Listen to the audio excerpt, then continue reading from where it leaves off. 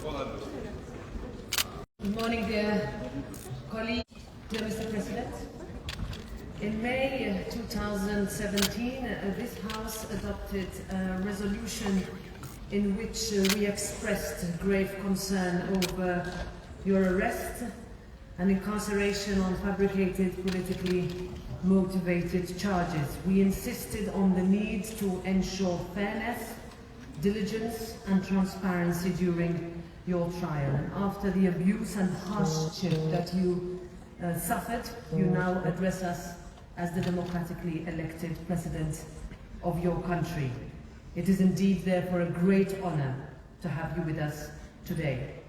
Zambia is a democratic model in Southern Africa and an example of a mature democracy for the whole African continent. In the current troubled geopolitical context, it is important that democratic forces nourish and further develop cooperation with each other. This applies especially for Africa, where we see the increasing influence of Russia and other malign players. Zambia is a long-term, stable partner of the European Union and plays a key regional role. Our relationship is rooted in a spirit of mutual respect and cooperation. It is based on shared values of democracy, respect for the rule of law, human rights, and rules-based multilateralism. We are well aware of the serious economic challenges brought on your country by the pandemic and exacerbated by the increased prices of fuel and fertilizers resulting from the Russian aggression against Ukraine. The European Union stands ready to mitigate these consequences through the Global Gateway Africa initiative and through reinforced political dialogue. This Parliament fully supports your government in its endeavours to tackle your main challenges and priorities, notably the fight against poverty, encouraging economic recovery, the creation of decent jobs, and the promotion of good governance. Dear President, the floor is yours.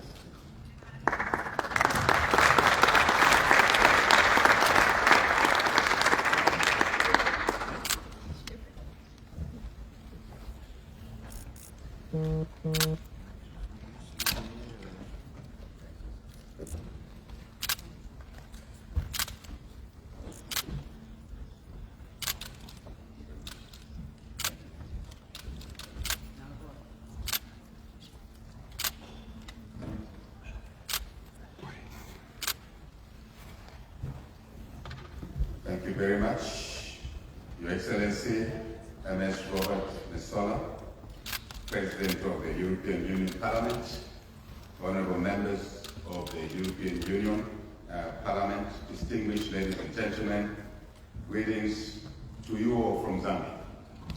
Allow me first and foremost to express our sincere condolences on behalf of the people of Zambia, and indeed on my own behalf, on the passing on of His Excellency Mr. David Sassoli, former President of the European Parliament.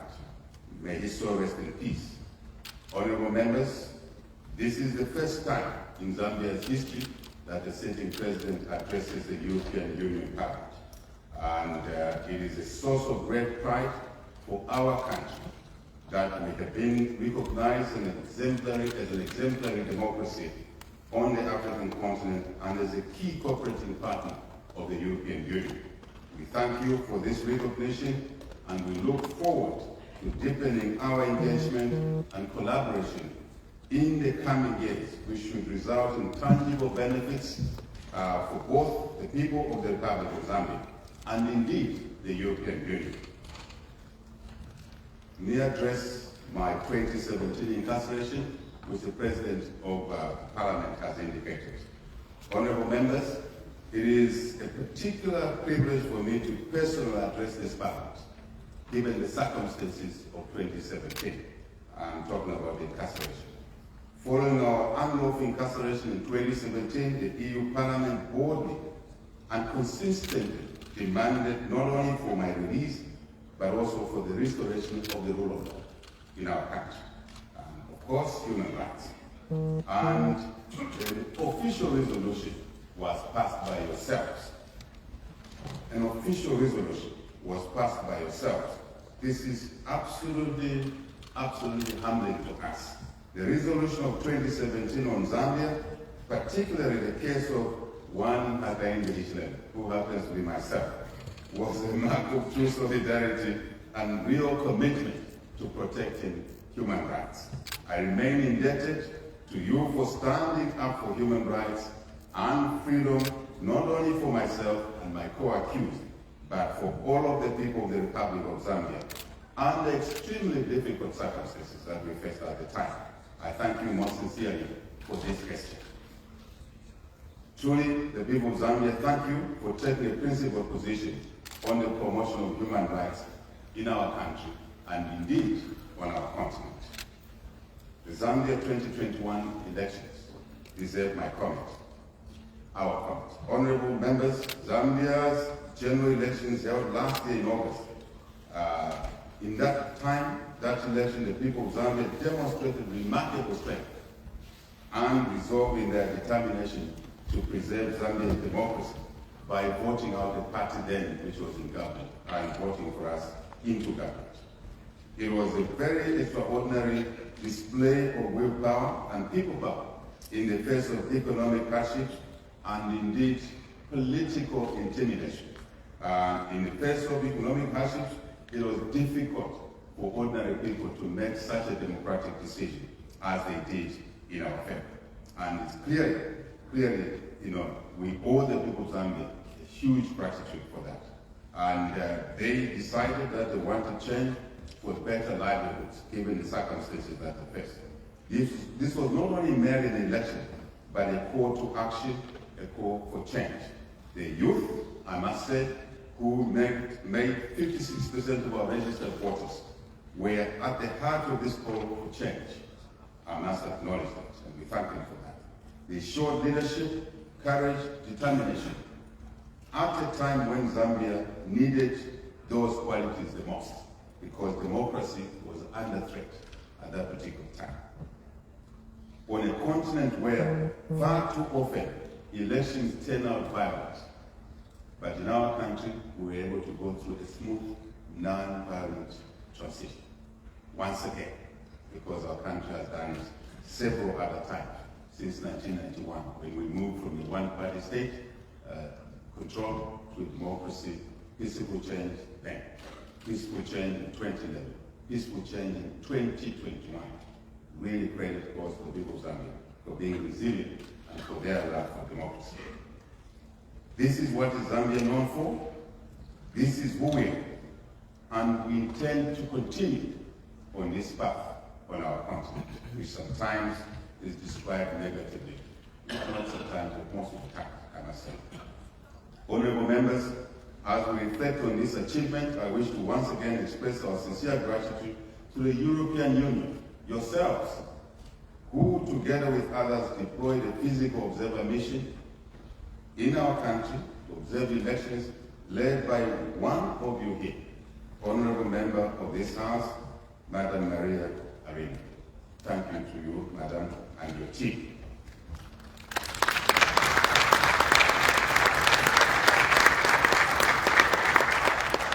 The observer mission was a continuation of the long-standing relationship that we've had with the European Union and a clear demonstration of commitment by yourselves to supporting Zambia's democratic process.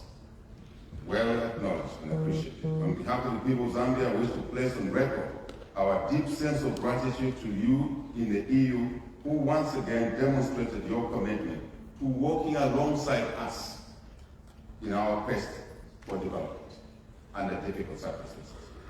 We thank you for that. We address the issues of human rights, governance, and anti-corruption in our country. Honorable members, in Zambia, we inherited a very difficult situation. And Zambia, at the time of elections, was on the brink of economic collapse, where corruption, excess, and greed of public officials reigned supreme. No one stood in their way. They got what they wanted. Yet, they were supposed to be servants of the people, not to be served, but they chose to be served. So much short-sighted policies were put in place designed to extract maximum benefit for the few at the expense of the many, where the order of the day was basically converting public resources into private hands, really an unacceptable situation. In the Zambia we inherited, freedom of expression, freedom of association, civic participation was attacked. Our democratic institutions designed to ensure checks and balances were compromised, ladies and gentlemen, honorable members of this House, and reduced to mere instruments of dominance for those who held power. Very evident. It is against that backdrop that I stand here to firmly attest that the rule of law, following the changes in our elections in August, the rule of law and respect for human rights are a matter of priority in terms of their restoration. And we did just that. It's one of our major pronouncements after taking office was to indicate to all citizens that community violence, political thuggery was unacceptable. And anyone who engaged in that, from then the ruling party at the time, or from our own party, will be on their own. And that signified the end of community violence. And today, Zambians can move freely at bus stops, at markets, widows, single mothers, training, to take care of their children without violence, which we experienced only 11 months ago. Leadership, in our view, is key in these areas. I must say, Zambia's reputation for peace and democracy is a source of great pride to us, which our administration will continue to protect and safeguard. The peace, stability, and unity of our beloved nation is not up for any negotiation at any cost. And we want to make sure that as we progress managing public affairs, we strengthen institutions so that in future no one comes again with such heavy-handedness.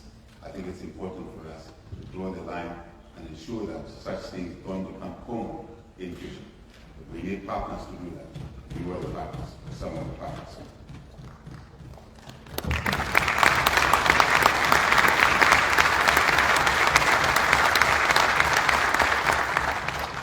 A free media is indispensable, ladies and gentlemen, to a democratic governance, and our administration will protect this fundamental principle of democracy in our national discourse. As you may know, probably you don't, in the last government, so many media houses were shut down.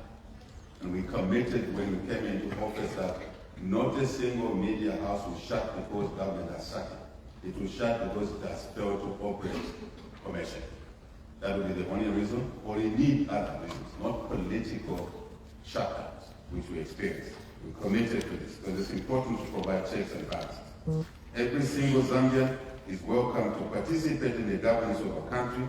It is the right of every citizen, and our government will lead by listening to the will of the people at all times. Honorable members, we address legislative reform in our country. The state of our country, in terms of democratic governance, economic performance, and upholding human rights, as I've said already, demands that we take bold action to arrest its decline, which we inherited at the time. This is why we placed reform at the very top of our agenda. Amongst the critical issues that we place particular attention is the legislative reform, as I said, to curtail excesses of the past. It's important that we just don't legislate, but we also strengthen institutions, oversight institutions, because it's not possible to legislate and expect results without actually ensuring compliance. And compliance is better delivered by institutions that will outlast the political party in office. Very important to us.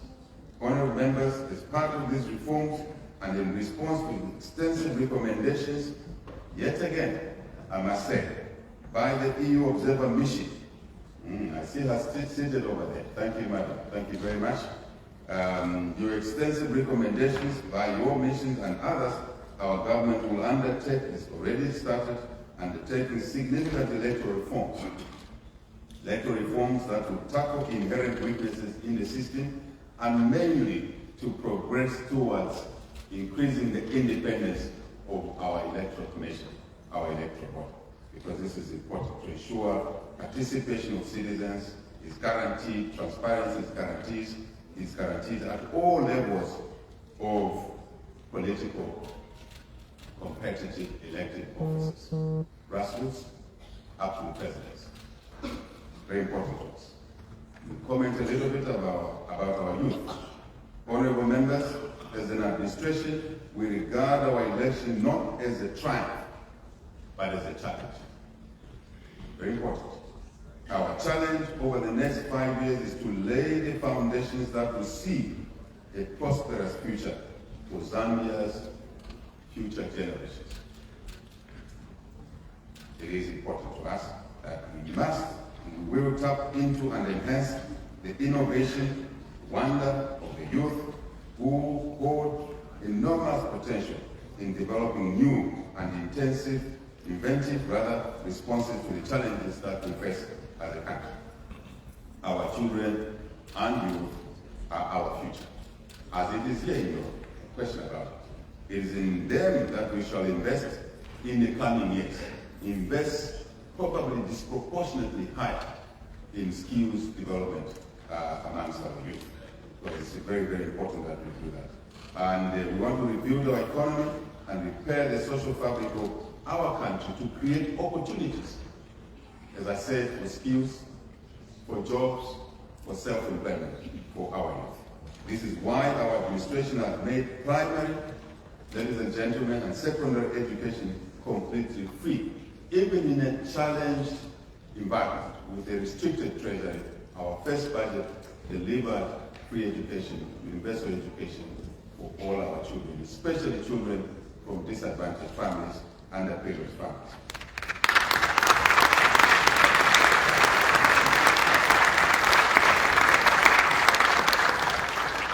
We have a debate going on in Zambia at the moment, ladies and gentlemen, where the colleagues in the opposition, probably rightly so, are saying that our policy of free education has failed. And why?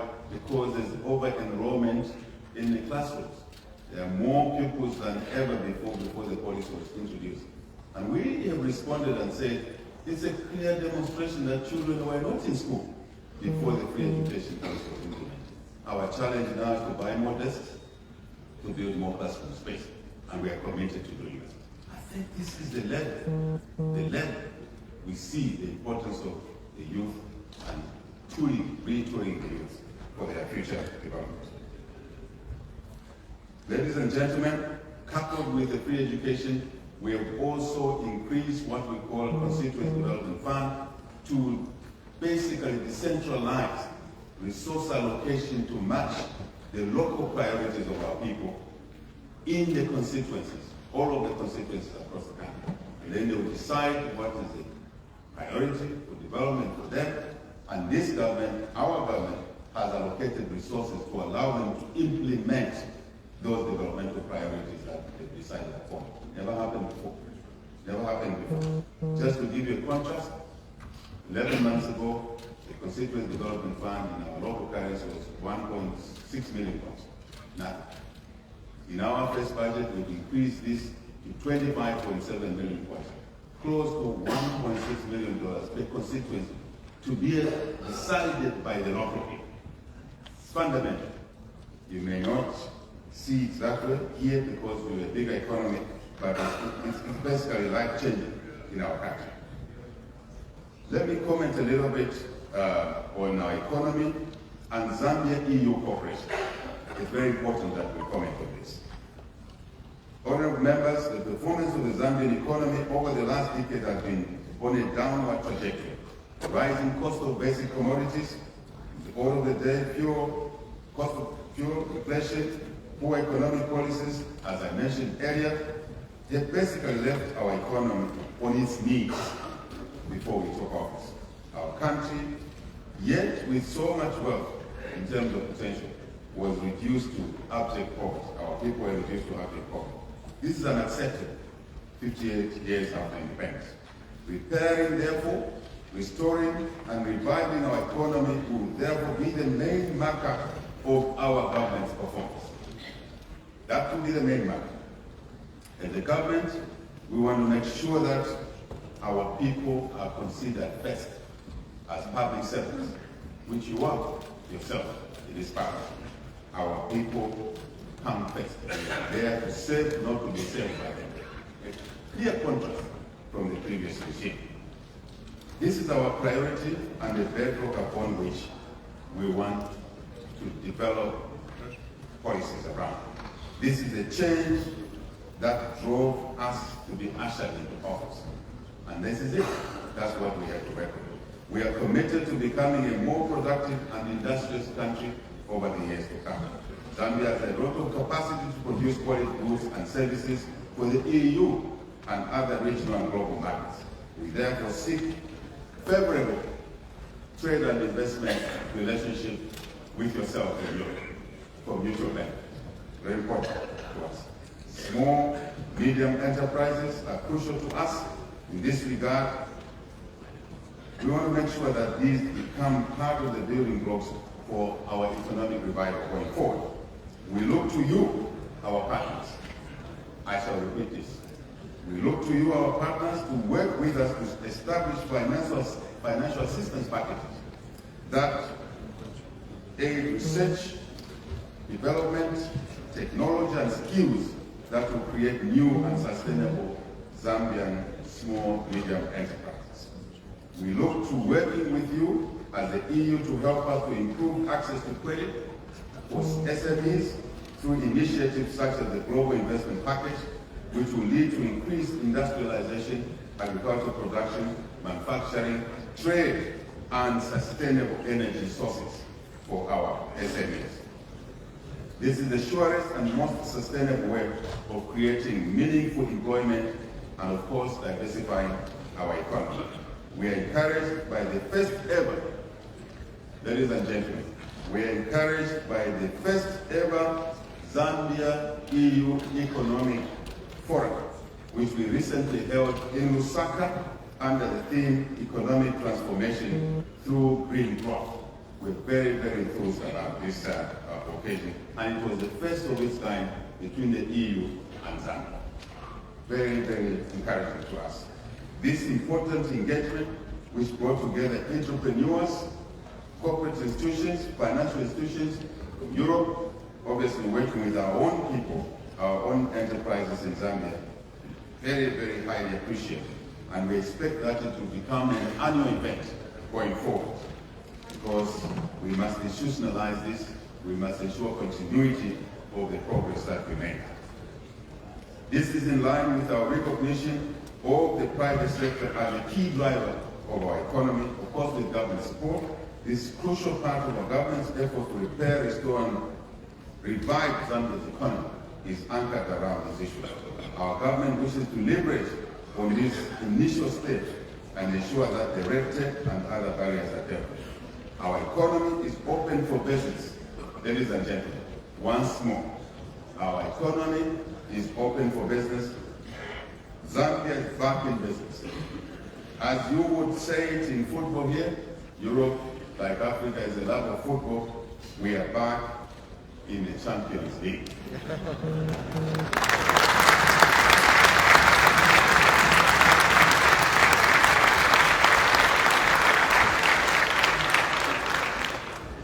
Ladies and gentlemen, food insecurity and climate change. Just address that a little bit. Honorable members, as the world faces critical shortages of key agricultural produce, and as we witness the devastating effects of food insecurity in all our regions of Africa and beyond, Zambia is well placed. May I remind the House, Zambia is well placed and suited and aims to be a major contributor to addressing this insecurity in the food around the world. In this regard, I'm pleased to note that Zambia and the EU have increasingly collaborated in agricultural endeavors, and I urge more collaboration in this important sector, ladies and gentlemen. Zambia has the potential to be the solution to food instability in our region, and we intend to work with you to realize this potential. We urge you and our European partners, the European partners, as a collective, as the European Union, but also as individual member countries, to come on board and explore the numerous opportunities for joint investments in Zambia's agricultural sector. Huge potential. Good agronomical conditions, soils, clean water, fresh water, not salt water, fresh water. Basically, good climate for growing food. As we work to increase our agricultural and industrial output, we are cognizant of the responsibility to do so sustainably. This is why our government is taking concrete steps to harness Zambia's potential to develop renewable energy, ladies and gentlemen, as well as sustainable agriculture to mitigate the devastating impacts of climate change. We have created the first ever Ministry of Green Economy and Environment in our country's history to dedicate efforts to sustainability as we engage in agriculture. In our quest to develop green energy, we want sustainability to be the order of the day. We are keen to leverage on these areas and to create joint investment opportunities between yourselves and ourselves.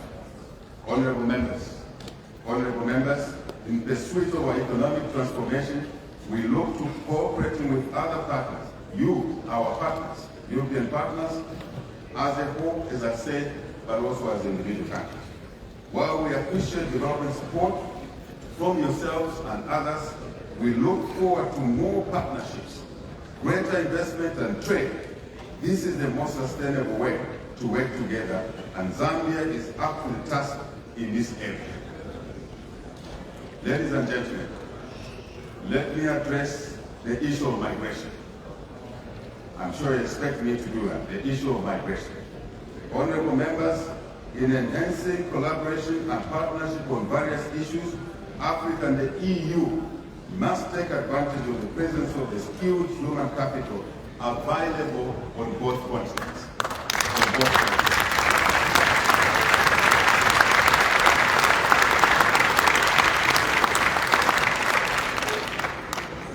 And we're talking about skills from our women. Skills from our women, the skills from our youth who have the energy. These are most desired because they will provide that skilled labor for longer periods of time and help to look after the older skill holders as they retire. I think it's an important equation to look at. So,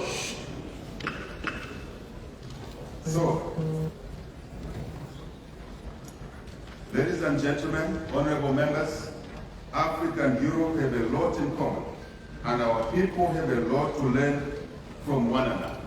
Africa and Europe has traded with each other for centuries.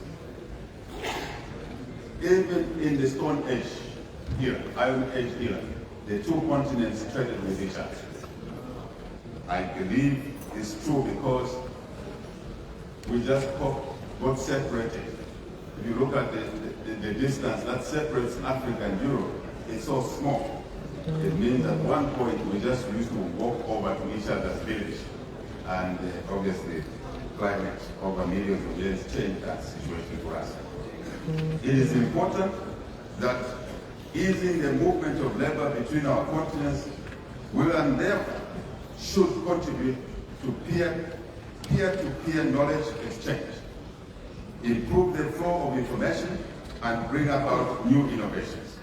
Putting in place, therefore, honorables, putting in place formal agreements and easing the movement of people between our regions will also assist in reducing illegal and negative migration.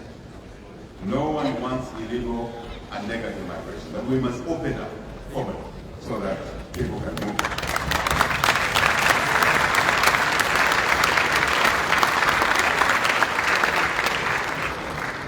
If we can be specific, certainly at the moment between Zambia and Europe and the individual countries, there is more movement of people easy movement of people from your country to our country. I think we need to ensure that we relook at this situation together and begin to arrest this problem from source. Deal with this negative migration from source, working together. I think it's not healthy to push back people on ships once they've accessed your country. We can preempt that. We can proactively avoid that. I believe we can work together in that space.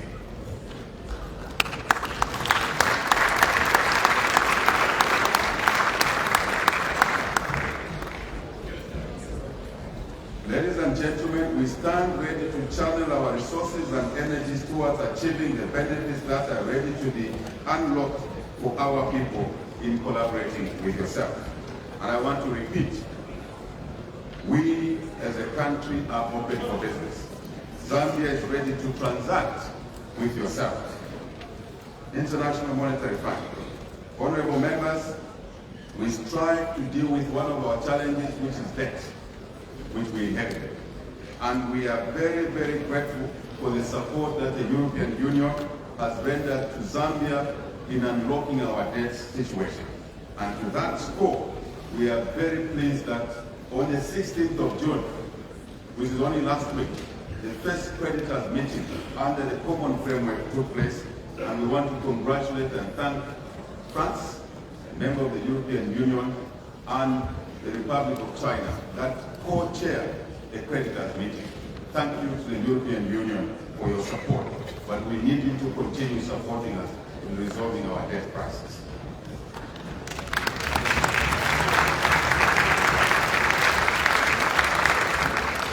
Peace and stability, I'm sure you expect me to address this issue, and I want to address it as well, very quickly. Peace and security. Peace and security, honorable members, Zambia has been a bastion of peace and stability in our region and our continent since independence.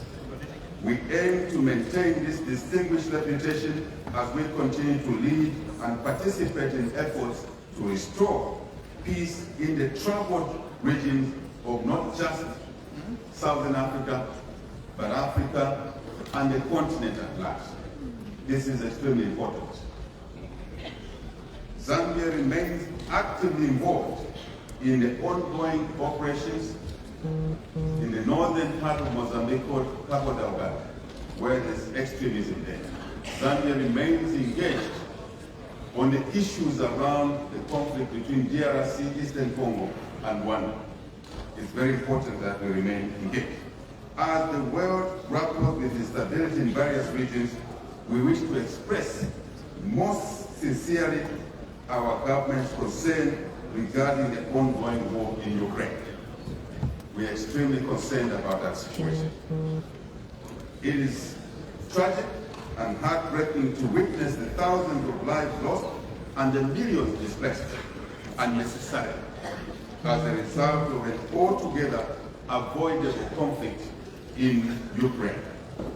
While we stand by those that directly are affected by the war, both in Ukraine and neighboring countries, our own neighboring countries, and your own, there has been far-reaching consequences arising from this conflict and other conflicts, particularly on food security or insecurity, fuel, fertilizer, and other commodities. As a country, these three things are challenging our own economic reconstruction efforts. Food prices, fuel prices, and fertilizer prices. And they're beginning to drive the cost of living, which will impact negatively more on the very poor that we would like to support to improve their living standards. And war is not what we need. Anywhere, anywhere, anytime.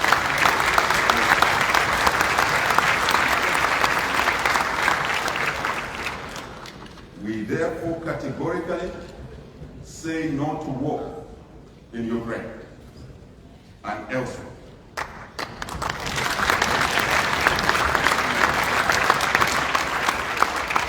And we continue to urge the parties directly and indirectly involved to resolve these matters from the negotiation tables.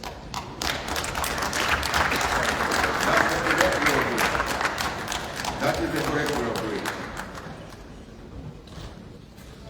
As I stated, ladies and gentlemen, in my maiden address to the African Union Assembly in February this year, and I want to quote myself, then I said, instability anywhere is instability everywhere. There's no question about it. We've seen that ourselves. We prefer and we argue to this parliament and beyond this parliament. We prefer to channel, all of us, our resources, energy, indeed time to resolving conflicts in all regions of the world. We should all focus on improving lives of our people everywhere in our interconnected world instead of waging wars. I must repeat this. We must focus our energies, all of us, in improving the welfare, the lives of our people, children, women, old people, differently abled, and other disadvantaged communities, all of us, than waging wars across the world. I think that message must all be heard.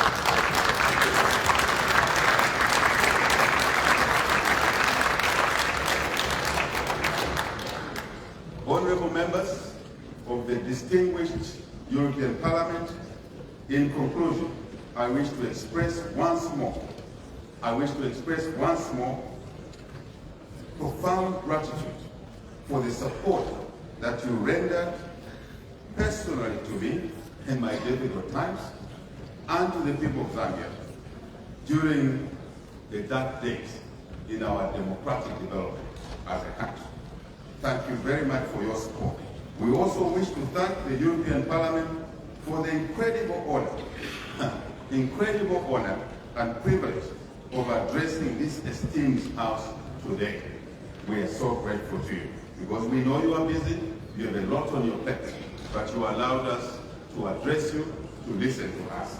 Zambia's partnership with the EU is built on a strong foundation of mutual respect, shared values, and belief in the core tenets of democracy. We look forward to growing this partnership significantly over the years to come, and we are confident of the benefits that our joint efforts will surely yield for our people in Zambia and indeed in the European Union. I thank you for your kind attention.